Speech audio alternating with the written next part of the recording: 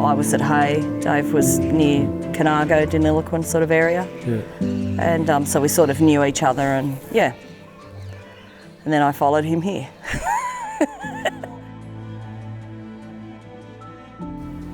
Livestock for me. Yeah, we both love stock. The animals. Animals. So Sheep, cattle, the dogs. It's what I've always horses. done, always loved. You know, machinery, I only use it because I have to.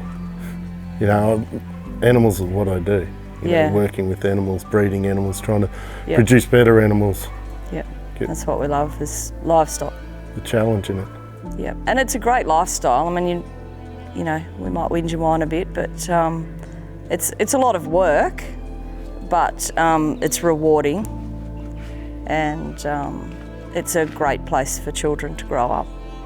But the best plans never always pan out and go to plan. It's, you know, we made a lot of hay a couple of years ago. It's gone. It wasn't enough, but it's the most we've ever made before. And you hopefully learn something from this drought, because we know we're going to have another one. Yeah, and we probably, one thing that we do is when it starts getting a bit dry or anything like that, we try and lock all our stock off paddocks, lock them up into small areas and let the paddocks recover, try and not have them bare, leave a bit of cover over them so that when you do get a bit of rain, they can recover a lot faster. And to stop wind erosion and whatnot. Yeah, and just try and look after the land more, I suppose. So, you know, we often lock sheep up in what we'd say little feedlot pens and feed them in there, and the cattle where they are all locked off paddocks into smaller areas so they're not, you know, just stomping on everything. All up, we'd have about 18 paddocks over the 1,000 acres that we've got here, split up, you know, ranging from anywhere from 130 acres down to half and quarter of an acre, you know, like where we'll put mobs of sheep in there in dry times to feed them and drought lock them.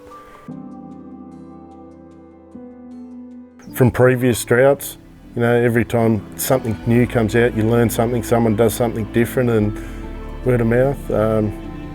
And everyone's getting wiser and smarter to look after the land. And, you know, the more you can look after it in the drought, the quicker you come out of it on the other end.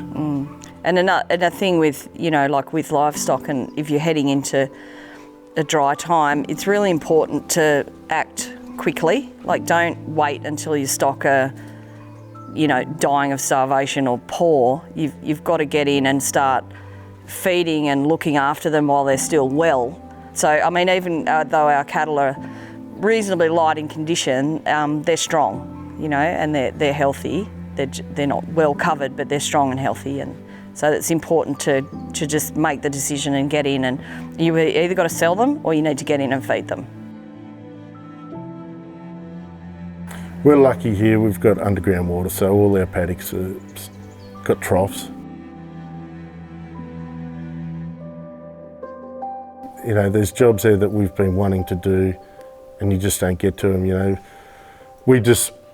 Our days are just consumed with feeding livestock and checking stuff and cleaning fixing troughs things and there's a list of jobs every day as long as you're armed, but you start off with prioritising them and going, well, I have to do this one, I'd like to do this one, I wish I could do this one, sort of thing, and you just start working through them. Monday morning I was a bit nervous with the thought of 10 people turning up and they're going to march around, and you're a bit sort of nervous, I guess, you know, thinking, oh, this should have been cleaned up and this should have been done before these people come, but you don't get a chance to do that, and it's not what it's about. And you sort of, the first probably day I was still a bit on edge, but after that I was like, it didn't worry me. They've been through the shed and they just walk in and they find stuff, and I ask, do you need some screws? And they go, no, I found them in your shed.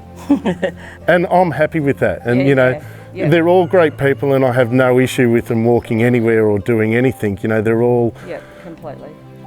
Well, for them to come and do this, you know, they're great-hearted people. They're all great-minded. You know, the hearts the size of lions to come and do this, you know, to take their time out to come and do this, you know. Well, I mean, I didn't know whether it'd actually eventuate. Like, we had a phone call that said, oh, you've been nominated, and, for this thing, and we were like, oh yay, but I mean I didn't even really tell anybody because I thought, oh, I don't know, you know, are you on a list or would it actually eventuate? And then here they come, and they're like the most amazing group of people, so like just enthusiastic and everything, and nothing was a problem, and they've just cleaned up and gone above and beyond, you know, like just so many things, and nothing's a problem, and it's just really wonderful. And then we kept getting surprise after surprise that we never knew was even going to be part of it, like a new beautiful lounge, and we're getting a rainwater tank, a tank to put in to plumb into the house there, and fencing gear. It's just snowballed. And then of course this morning with Fitzy and Whipper, just completely overwhelming, yeah. But it does just take the pressure off, and you know, I'm sure that any of the businesses in town that heard the interview would be going, yay, we might actually get paid now, because my office work's really gone on the back burner, and yeah, I've just sort of haven't had time to get in there and do stuff, but it'll really, like, just really help us, and it's so much money. It's really amazing. Yeah, I have no words, really.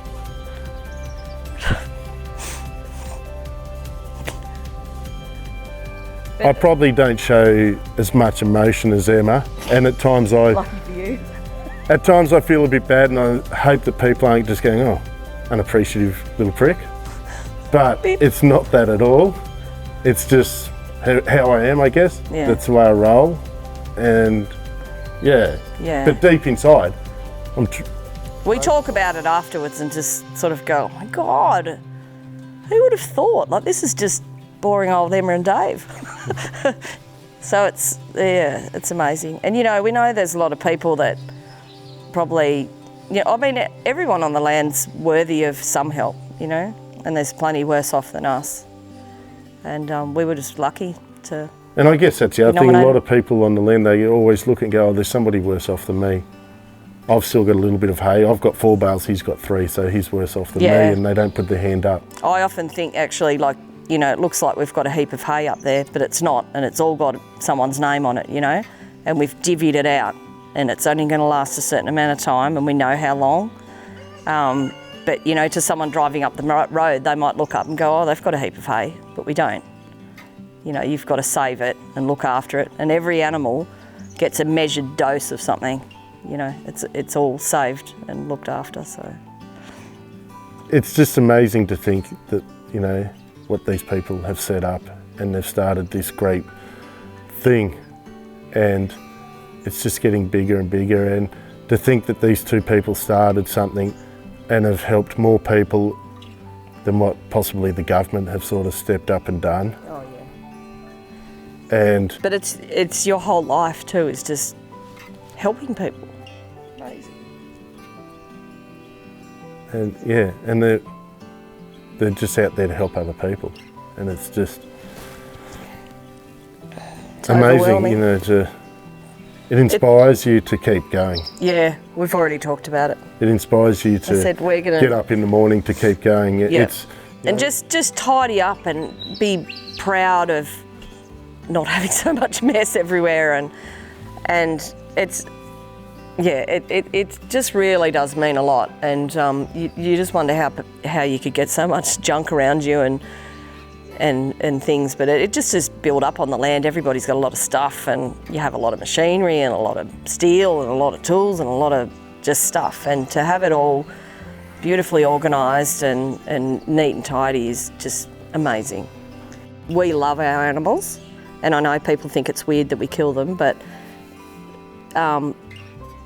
their life that they have with us is happy, healthy, they're fed, they're watered, you know, they're comfortable. The happier they are, the better it is for us. Yeah, and we love them, and we have in Australia, we're the luckiest country, and we have the most amazing food, and we've got all the food that anybody could ever want, and it's produced, you know, the animals are kindly dealt with, and all our fruit and veg are fresh and beautiful, and our milk and our dairy people. It's just important that everybody supports our country and our food.